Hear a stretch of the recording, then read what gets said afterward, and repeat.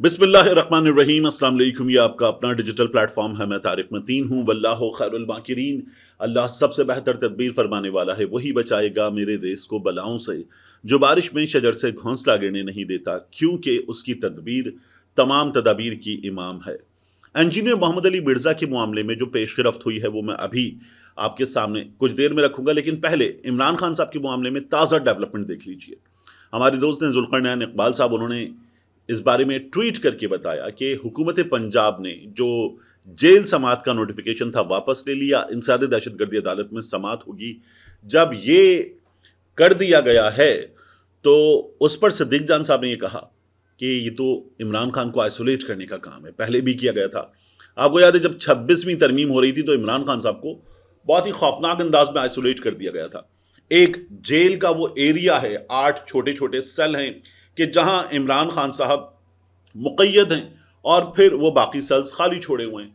लेकिन वो खाली सेल्स, उनके दरमियान का कॉरिडोर, इमरान खान साहब पूरा एरिया उन्हीं के इस वक्त बतौर कैदी तसर्रुफ में है।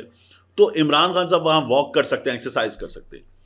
26वीं तरमीम के मौके पर इतना खौफनाक आइसोलेट किया गया कि इमरान खान साहब को सिर्फ सेल तक, 6x8 के सेल तक महदूद कर दिया गया। इमरान खान साहब की तरफ से हिदायत बाहर ना सके पार्टी रहनुमाओं को, लोगों को, और इमरान खान तक अंदर मालूमात ना पहुंचाई जा सकें। कुछ 21 दिन थे जब बिल्कुल आइसोलेशन में इमरान खान को डाल दिया गया था। सिद्दीक जान ने कहा कि यह अब फिर किया जाएगा। 27वीं तरमीम का मौका आ रहा है और ये जो इमरान खान साहब तक रसाई रोक दी गई है, समात होती है जेल के अंदर तो सहाफ़ी जाते हैं तो चीज़ें पता चलती हैं। तो अब इमरान खान को वीडियो लिंक के जरिए पेश किया जाएगा, ये नोटिफिकेशन आ रहा है। तो पार्टी वाले कुछ करें, क्योंकि ये लीगल बैटल इमरान खान तक एक्सेस की सही से नहीं लड़ते। जब सिद्दीक जान ने ये बात की तो सलमान अकरम राजा साहब ने कहा कि आप गलत बात कर रहे हैं। देखिए, हमने ये मामलात पहले भी उठाए हैं, आइंदा भी उठाएंगे, और मैं खुद इस वक्त भी अडियाला जेल के बाहर मौजूद हूँ। अलीमा खान साहिबा की 5 घंटे मुलाकात हुई थी गुज़श्ता रोज़ उनकी बहनों की, और मुलाकातें हो भी रही हैं। जब सलमान अकरम राजा साहब ये बात कर रहे हैं तो एक तो सबसे बड़ा आप अपना केस खुद डैमेज कर रहे हैं, क्योंकि हमने अलीमा खान साहिबा और दीगर बहनों के साथ जो रवैया देखा है जेल के बाहर, वो एक तमाशे की तरह होता है, बाकायदा एक तमाशे की तरह होता है। 2 किलोमीटर दूर रोक दिया जाता है। दूसरा, इस वक्त कुछ मखसूस मकासद के तहत मुलाकातें करवाई गई। पहले अंडा मारा गया था, फिर गंदा अंडा था, ये सब कुछ हुआ जो वहां पर शोर मचा था अदालत के बाहर। अब भी ये किया जाएगा तो सलमान अकरम राजा साहब कह रहे हैं कि हम इसको सुप्रीम कोर्ट ऑफ पाकिस्तान में लेकर जाएंगे, तो ले जाएं। लेकिन बात यह कि सोशल मीडिया ने ही करवाया है जो करवाया है। अभी भी सलमान अकरम राजा साहब का जो मौक़िफ़ आया है ये सोशल मीडिया की वजह से आया है। ये जो गंडापुर साहब आपको 2 दिन मुसलसल अडियाला के बाहर नजर आए हैं, इनका डिजिटली गिरेबान पकड़ के झंझोड़ा है सोशल मीडिया ने, तो गंडापुर साहब आए हैं। वरना गंडापुर साहब तो आपको इस तरह से मुसलसल नजर नहीं आ रहे थे, और आकर वहां खड़े रहें, मौजूद रहें, और हम क्या क्या करेंगे ये सब कुछ बताने पर मजबूर हो। ये डिजिटल मीडिया ने करके दिखाया है। एक बात। दूसरा मामला है तारिक महमूद जहांगीरी साहब का, जस्टिस तारिक महमूद जहांगीरी साहब का। कल क्या हुआ था, अदालत में समात हुई। किस मौके पर कि सुप्रीम जुडिशल काउंसिल में केस है फिर भी समात रख दी। ये अजीबोगरीब मजाक है। यानी सुप्रीम जुडिशल काउंसिल जजेस को हटाने या रखने की एक बॉडी है, वहां शिकायत सुनी जाएगी, वहां मामला मौजूद है, आपने समात रख ली और फिर कहा ठीक है सुप्रीम जुडिशल काउंसिल देख ले, उसके बाद हम देखेंगे। फिर आप क्या देखेंगे? यानी ये तो ऐसा ही है कि किसी घर में बड़ा भाई कहे छोटे भाई से कि तुम्हारा केस अब्बू देख लें, उसके बाद मैं देखूंगा। फिर आप क्या देखेंगे? अब्बू ने देख लिया, खत्म हो गया, लेकिन फिर भी हम देखेंगे। दूसरा, आपने अदालत में ऐसी कोई बात नहीं की। जब अंदर चले गए फैसला लिखने, ऑर्डर ऑफ द डे लिखने, तो ऑर्डर ऑफ द डे आपने लिखवाया क्या कि जस्टिस तारिक महमूद जहांगीरी साहब को हम जुडिशल वर्क से रोकते हैं। अब ये जुडिशल वर्क से रोकना किया ही नहीं जा सकता, क्योंकि इफ्तिखार चौधरी साहब के केस में फैसला मौजूद है कि जज को नहीं रोका जा सकता। एक, आपने रोक दिया। दूसरा, आपका तो कॉन्फ्लिक्ट ऑफ इंटरेस्ट मौजूद है, तारिक जहांगीरी साहब ने आपके खिलाफ केस किया हुआ है, तो फिर आप ये कैसे कर सकते थे? बहरहाल आपने ये भी कर दिया। आप बैरिस्टर जहांगीर जदून साहब, उन्होंने ऐलान कर दिया कि मैं justice Sarfaraz Dogar, chief justice जो हैं, उनके खिलाफ जा रहा हूं सुप्रीम जुडिशल काउंसिल। दूसरी शिकायत, पहली ईमान मजारी की शिकायत सुप्रीम जुडिशल काउंसिल में, दूसरी बैरिस्टर जहांगीर जदून की शिकायत। जहांगीर जदून साहब कहते हैं कि इन्होंने ये जो रोका है ये मिसकंडक्ट है, क्योंकि अदालत में इन्होंने कुछ और बात की, बाद में फैसला इनका कुछ और कह रहा है, इसलिए مجھے ان کی عدالت کی جو ریکارڈنگ ہے وہ دی جائے، ویڈیو آڈیو دونوں دی جائیں، تاکہ مجھے یہ پتا چلے کہ یہ کیا کر رہے تھے۔ یہی بالکل کام ان کے کیس میں ایمان مزاری نے بھی کیا۔ ایمان مزاری نے کہا کہ انہوں نے ورک پلیس ہراسمنٹ کی تھی میرے ساتھ، ان کی ریکارڈنگ مجھے دی جائے۔ تو ایمان مزاری نے ایک اور کیس میں ریکارڈنگ مانگی، سپریم جوڈیشل کاؤنسل میں شکایت چلی گئی۔ اب طارق محمود جہانگیری صاحب کا معاملہ ہو گیا، ریکارڈنگ مانگی، اور جدون صاحب بھی وہ چلے گئے ہیں سپریم جوڈیشل کاؤنسل میں۔ یعنی طارق محمود جہانگیری صاحب وکیل بنے ڈگری ٹھیک، طارق محمود جہانگیری صاحب ایڈوکیٹ جنرل بنے ڈگری ٹھیک، لا آفیسر بنے ڈگری ٹھیک، جج بنے ڈگری ٹھیک، اور اب جب انہوں نے مسلم لیگ نون کے 3 لوگوں کا کیس اٹھا لیا کہ لاؤ فارم 45، تو ان کی ڈگری غلط ہو گئی۔ آپ کو یاد ہے وہ کراچی یونیورسٹی کے پروفیسر صاحب جن کا میں نے انٹرویو بھی کیا تھا، انہوں نے کیا کہا تھا کہ یہ تو باقاعدہ ایک ایجنڈے کے تحت کیا جا رہا تھا سب کچھ، ان کو اٹھا لیا گیا تھا، ان کو پہنچا دیا گیا تھا تھانے میں، اور پورا دن روک لیا گیا تھا، شرکت سے روک دیا گیا تھا۔ تو طارق محمود جہانگیری صاحب کا معاملہ اتنا بڑا معاملہ ہے، اب ان کے خلاف شکایت چلی گئی ہے، بہرحال دیکھیں گے کیا بنتا ہے۔ لیکن جدون صاحب سرفراز ڈوگر صاحب کے خلاف پہنچ گئے ہیں سپریم جوڈیشل کاؤنسل، اور وہ بھی کیس کریں گے۔ تو ڈوگر صاحب کے لیے آگے آنے والے دن اور مشکل ہیں، اور جو ان کی عدالت میں ہو رہا ہے، جو باہر ہو رہا ہے، جو بکلا تحریک میں یہ بارگاہ الیکشن نا اسلام آباد کا، یہ بھی باقاعدہ طور پر ایک بکلا تحریک جیسا آپ کو نظر آئے گا۔ اس میں کیس خراب ہو گیا ایمان مزاری کی وجہ سے، طارق جہانگیری کی وجہ سے، اور پھر جس طرح سے سرفراز ڈوگر صاحب نے سمن رفت امتیاز صاحبہ کو فوری طور پر ہٹایا۔ یار آپ کے خلاف شکایت آ گئی، آپ کیسے ہٹائیں گے؟ اب آپ کے خلاف شکایت ہے کہ جو پہلے سے بنی ہوئی باڈی ہے وہ باڈی شکایت سنے گی، آپ نے نئی باڈی بنا دی، اس کا مطلب ہے آپ کی دال کالی ہے۔ اور اس معاملے پر مفتی منیب الرحمان صاحب آ گئے، ایک لمبا سا مفتی منیب الرحمان صاحب نے لیٹر لکھ دیا، اور اس میں پھر وہی فارسی کی اصطلاحات، ثقیل ترین اردو یعنی مشکل ترین اردو، اور وہ لکھ کر وہ کہہ رہے ہیں کہ طارق محمود جہانگیری صاحب حساب دے دیں۔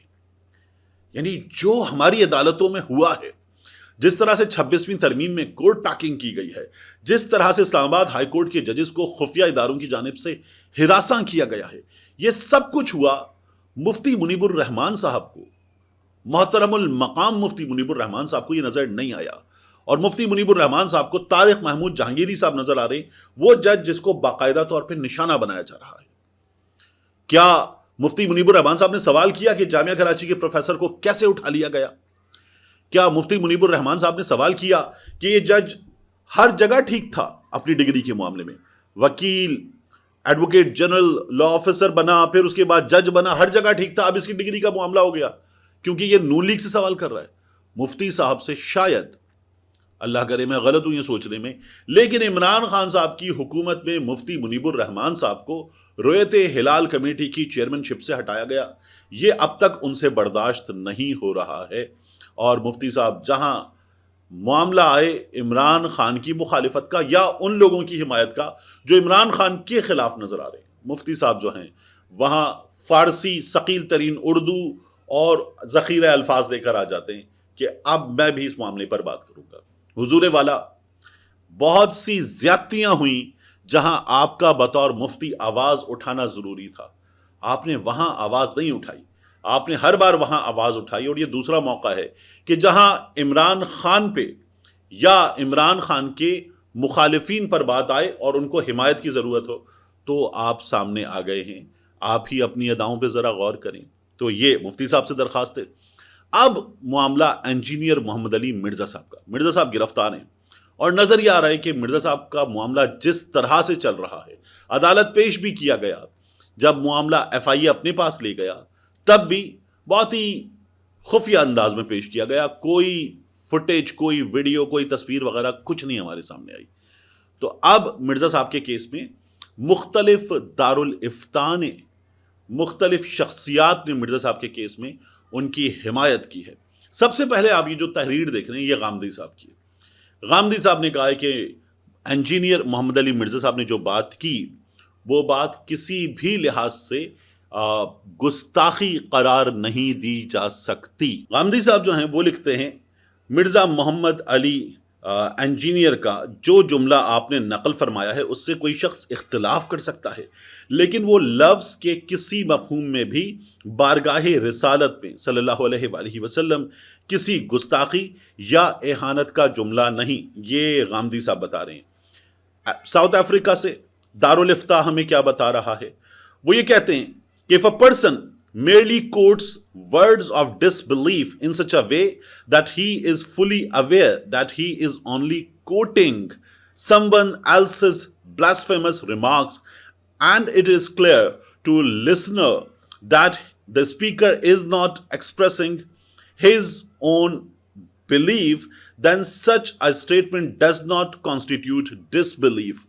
کفر، وہ جو جملہ ہے نا، نقل کفر کفر نباشد، تو یہ بات کی جا رہی ہے کہ انجینئر محمد علی مرزا کوٹ کر رہے تھے، ان کا یہ کہنا ان کو گستاخ نہیں بناتا۔ اب اسلامک فقہ کاؤنسل UK ان کی جانب سے کہا گیا، اولاً دجال اور کذاب کے معانی مترادف ہی بنتے ہیں۔ دجال دجل سے ہے، دھوکہ فریب، یعنی اصل میں وہ نہ ہو جس کا وہ دعویٰ کرے، مطلب یہی ہوا کہ جھوٹا ہے۔ مرزا صاحب غیر مسلموں کا قول اور عقیدہ خیال اور نقل کر رہے ہیں، نہ کہ اپنا موقف نقل کر رہے ہیں۔ تو ان کی جانب سے یہ کہا گیا کہ مرزا صاحب پر اس طرح سے گستاخی کا فتویٰ نہیں لگتا، اور مرزا صاحب نے پھر انہوں نے آگے یہ بھی بتایا کہ مرزا صاحب نے کئی دفعہ مذہبی شخصیات کے بارے میں، بزرگان کے بارے میں، اور موجودہ مذہبی شخصیات کے بارے میں، مفتیان کے بارے میں، علماء کے بارے میں بات کرتے ہوئے احتیاط کا دامن چھوڑ دیا۔ وہ جو مرزا صاحب کہتے ہیں نا، بابت شیعی کوئی نہیں، تو انہوں نے کہا مرزا صاحب کو اس سے اجتناب کرنا چاہیے۔ مرزا صاحب کو مفتیان کو، علماء کرام کو چیلنج کرنے سے خود کو روکنا چاہیے، کیونکہ مرزا صاحب علمی مرتبے میں ان کے برابر نہیں ہیں۔ تو انہوں نے کہا یہ بات ٹھیک ہے، لیکن اس کے نتیجے میں مرزا صاحب کو گستاخ قرار دے دیا جائے، یہ نہیں کیا جا سکتا۔ محمد حسن الیاس صاحب Ghamidi centre of Islamic learning کے، وہ یہ کہتے ہیں انجینئر محمد علی مرزا کی زیر بحث گفتگو کے بارے میں مجھ سے دریافت کیا گیا ہے، میری طالب علمانہ رائے میں اس گفتگو میں نہ توہین کا کوئی پہلو موجود ہے، اور نہ ہی اس میں تحقیر اور استخفاف کا معمولی سا بھی شائبہ پایا جاتا ہے۔ رسول اللہ صلی اللہ علیہ وآلہ وسلم یا قرآن مجید کے حوالے سے اس گفتگو کو گستاخی قرار دینا بالکل بے بنیاد اور غلط ہے۔ یہ بیان کسی بھی پہلو سے اہانت یا بے ادبی کے دائرے میں بالکل شمار نہیں کیا جا سکتا۔ مرزا صاحب پر توہین رسالت کا مقدمہ قائم کرنا اور انہیں اس جرم میں حراست میں رکھنا صریح زیادتی اور کھلی ناانصافی ہے۔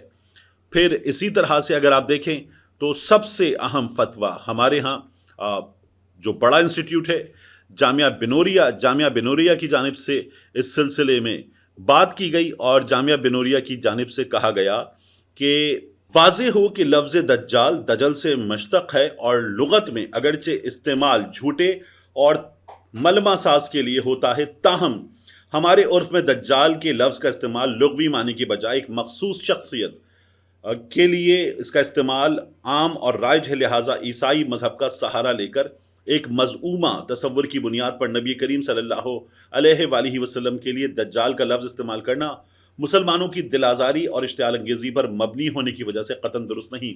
تاہم مذکور لفظ میں، اب جو مرزا صاحب کی بات ہو رہی ہے، تاہم مذکور لفظ میں چونکہ تعویل کی گنجائش موجود ہے اور جھوٹ اور ملمہ ساز کے معنی میں بھی اس کا استعمال ہوتا ہے، اس لیے اگر قائل نے، جو قول والا ہے مرزا صاحب، قائل نے از خود نبی کریم صلی اللہ علیہ وآلہ وسلم کے لیے لفظ دجال کا استعمال کرنے کی بجائے مسیحی کمیونٹی کی طرف اس کی نسبت کرتے ہوئے یہ لفظ استعمال کیا ہو، تو اس وضاحت اور تعویل کے بعد اس پر کفر اور ارتداد کا حکم لگا کر گستاخ رسول قرار نہیں دیا جا سکتا۔ یہ جامعہ بنوریا نے کہا، اور جامعہ بنوریا نے اس کے بعد ایک اور بات کی، تاہم آئندہ کے لیے اشتعال انگیزی اور فتنے کے اندیشی کی وجہ سے ایسی گفتگو سے اجتناب لازم ہے۔